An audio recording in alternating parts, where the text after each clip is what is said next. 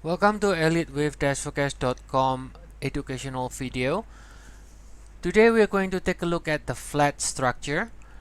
We got three different types of flats: the regular flat, the irregular or expanded flat, and the running flat. They are quite similar with each other. The only difference is just the termination point between the wave B and the wave C, and we will be looking at each one of these, the different rules, as well as some examples on the chart. But flat is, think of a flat of a sideways consolidating move. You can see that this is pretty much sideways move right here, in which we are retesting both the high and the low. And in the case of the expanded flat, we do go above and beyond the starting point of the wave A in the second leg, and then for the third leg also beyond the ending point of the first leg.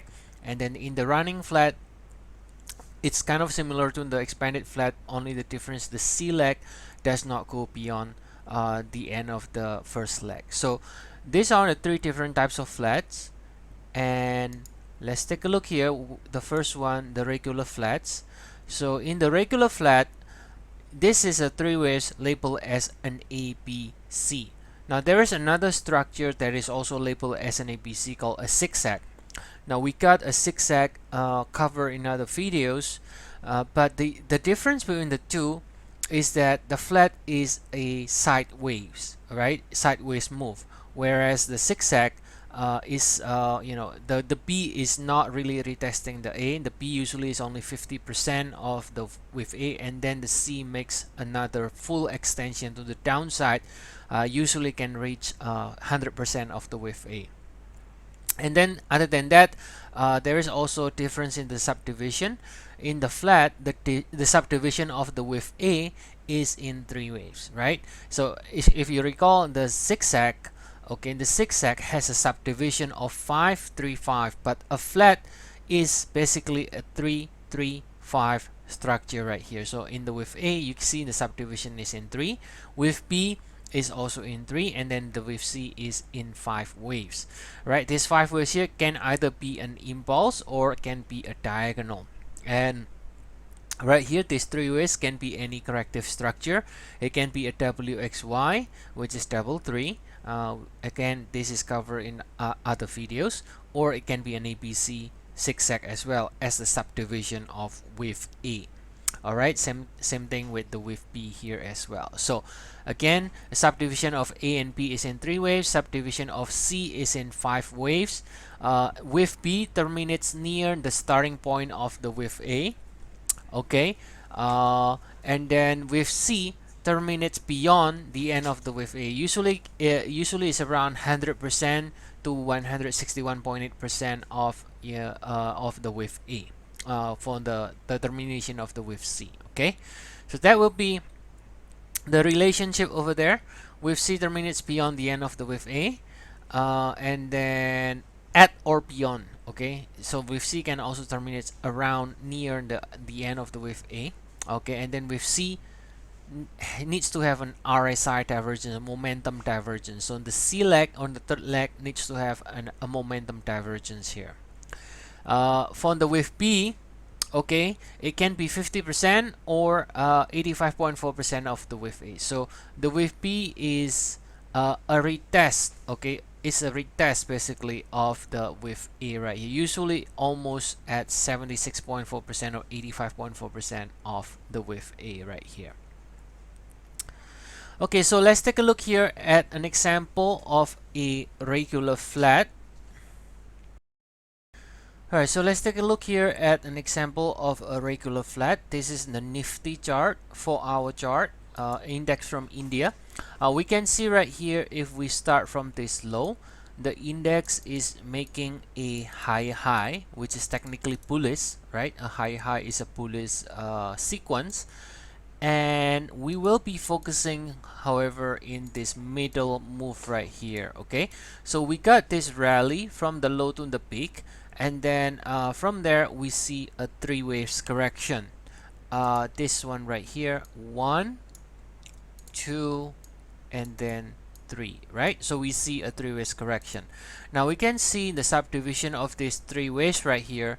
The first leg is subdivided into 3, right? We got this 1, 2, 3. I think it is very clear it is 3 waves over there. So the subdivision of the first leg here is a zigzag. Okay, so this is a EPC zigzag, a 535 structure right here. So we got the first leg with A as a 3 waves, and then we got this correction, the wave B, also as a 3 waves. And you notice here the retracement is pretty deep. Okay, so if you measure the retracement, it reaches around 76.4 retracement from the wave B. Then from there it proceeds to do another leg lower in the wave C. So we got an APC, alright, and if you measure the extension from the wave C, we see almost the wave C reaching the equal leg, even though it slightly missed it by a little bit. But again, if you remember, the wave C can be between 61.8% and all the way to 161.8% of the wave A. So in this case, this wave C is almost reaching the 100% of the wave A right here. And then we can see the wave C clearly has a 5 waves subdivision there. 1, 2, 3, 4, 5. So therefore, this is an example of a regular flat. Okay, now this could be almost looks like a zigzag, right? A zigzag will look similar to this. The only difference that why is this a flat instead of a zigzag is because this subdivision right here is not really in 5 waves. This subdivision is clearly in 3 waves here, 1, 2, and then 3, and that's why we are labeling this also as an APC, but this is not a zigzag, this is a flat. Now the second type of a flat here is an expanded flat. The only difference here with the regular flat is the fact that the B here terminates beyond the starting point of the wave A, unlike the regular flat. Okay, so the wave B terminates above the starting point of the wave A, and then the wave C terminates substantially beyond the ending level of wave A. So usually the wave C can be between 123.6% to 161.8% of the wave A, and then the wave B on the other hand can be around 123.6% of the wave A. So in other words, it goes past beyond the 100% of wave A towards 123.6%. So it's actually terminates above the beginning of the wave A here. So the only difference here, again, it is also 335. It needs to have a divergence here in the C leg. So everything else is the same other than the fact that the B terminates beyond and the C also terminates beyond this wave A right here.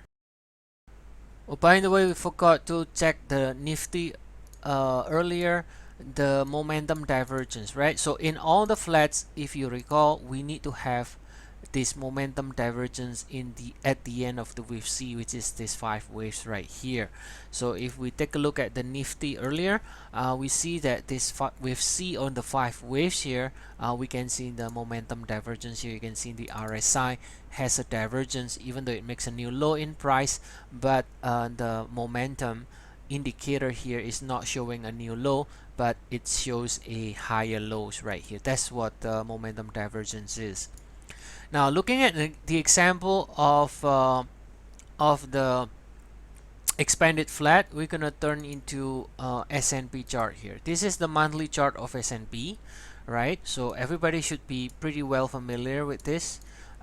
We know that there are 2 crashes in the past 20 years, right? The first one is in the year 2000 during the .com. The second one is 2008 during the financial crisis, Lehman Brothers right here. And you can see that this one, okay, makes a marginal high in the year 2000 above this 2000 peak. So at the year of 2000, S&P reaches 1,553. Year 2007, it reaches 1,576. So it does make a marginal high. Okay, and then from there fails to extend higher and then instead turns lower pretty strongly, right, into 5 waves down, and it creates this expanded flat here. So remember, expanded flat, in the expanded flat, the B terminates beyond the starting point of the wave A, Okay, so terminates between 100% and 123.6% of the wave A, and then the wave C terminates around 123.6 to 161.8% of this wave A right here. So right here we can see clearly this structure resembles this one quite well, where the wave B terminates above the beginning of wave A, and then the C terminates beyond the end of the wave A.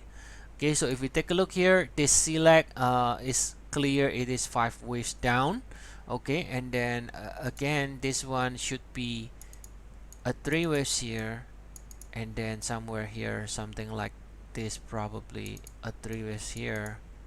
No, it's actually, it should be something like this.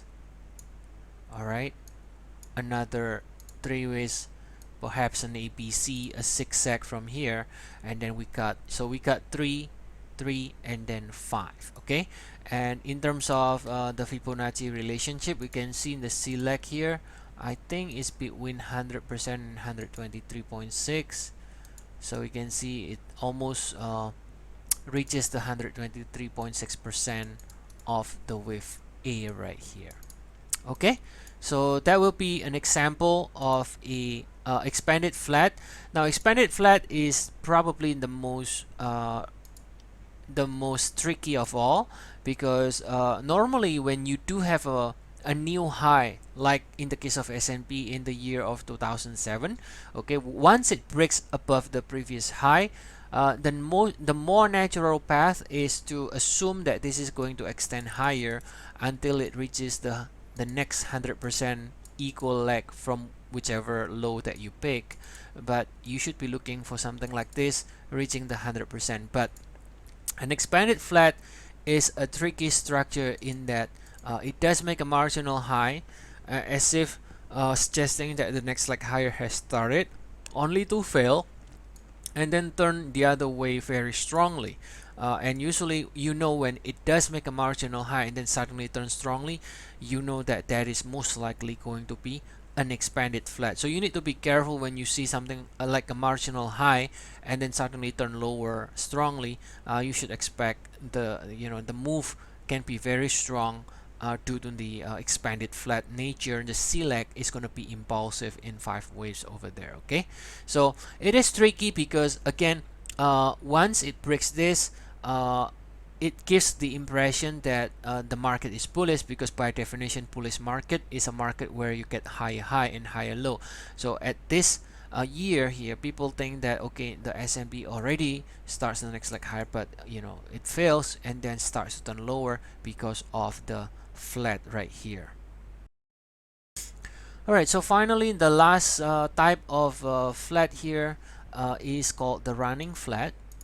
Okay, the running flat is really also very similar to expanded flat. The only difference here is that the C leg does not go beyond the end of the wave A, but the C leg here is falling short. Usually it's between 61.8% to 100% of the wave A right here. So pretty much the same as the expanded flat, only that the C leg here is short instead of expanded to go beyond the end of the wave A. Okay guys, so that's the different types of flats and how the flats play out in the market. I hope that this is clear, and I'll see you again in other types of different structures in other videos.